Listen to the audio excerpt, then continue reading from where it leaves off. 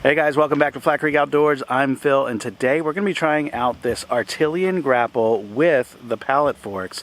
And I'm making this video because a question has been asked on this channel more than one time: can you use the grapple with the forks? And in case you don't know what this system is, the Artillian system is a modular system. So you get the pallet fork frame, and then the grapple can be one of a couple different components.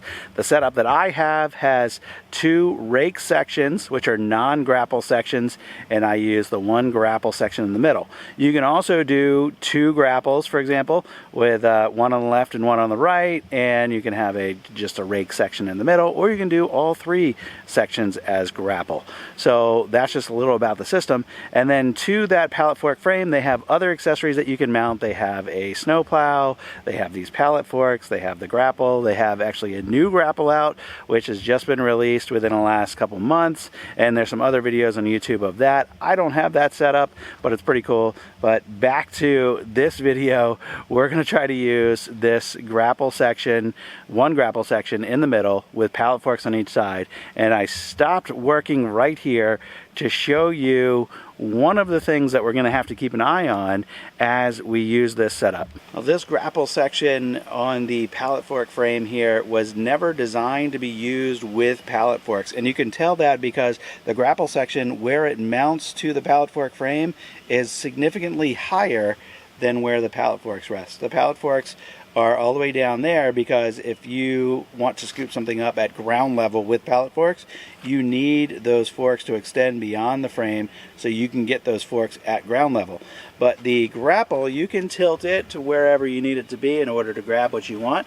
So as a result, the pallet forks are considerably lower than the bottom section of the grapple. And that's going to present a challenge if we're going to try to use the two things together, because you can see here, this log stopped sliding back on the pallet forks when it hit the grapple section, and it is just small enough that it slid under this grapple section, and that's where it's going to stay. And there's no way that we're going to get it in there any tighter or any further back because of that.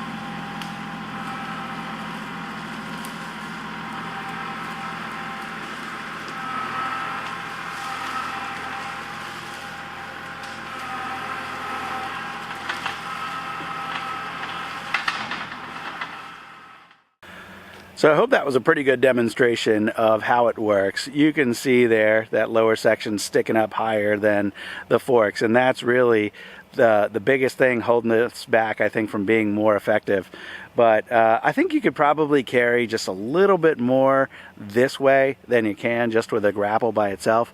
But I will say, with the grapple by itself, without the forks, you're probably going to be a lot more controlled. I've been able to go up to brush piles with just the grapple, and a lot of times you can kind of tilt the grapple forward and smash the brush pile down and then pick up your load, and you have a real tight grab on that grapple and everything that you've picked up, and you can haul it wherever you want to go with minimal stuff falling off.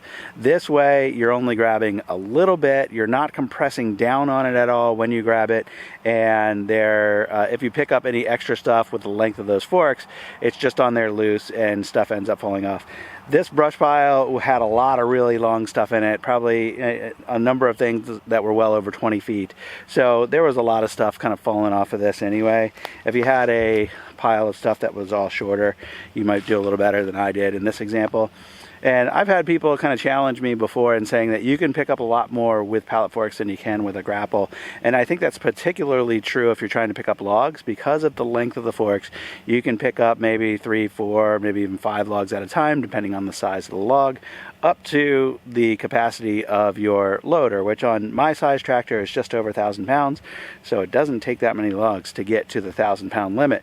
And with the grapple being just slightly heavier and having a smaller footprint, sometimes you can only get 2, maybe 3 logs in the grapple, but usually only 2. So pretty consistently, you probably could pick up more logs with just pallet forks than you could a grapple if that's all you were doing. But if you're just picking up like brush that's all sorts of different dimensions, I prefer, so far, just based on my experience today, using the grapple for the reasons that I described, that you can really compress onto the pile, get a tight grip, and have very little fall out when you're moving it from point A to point B. But this was the area up here I've showed you guys in previous videos. I was looking to kind of expand this parking area. This is the parking area for the public to use when our farm is open for public events.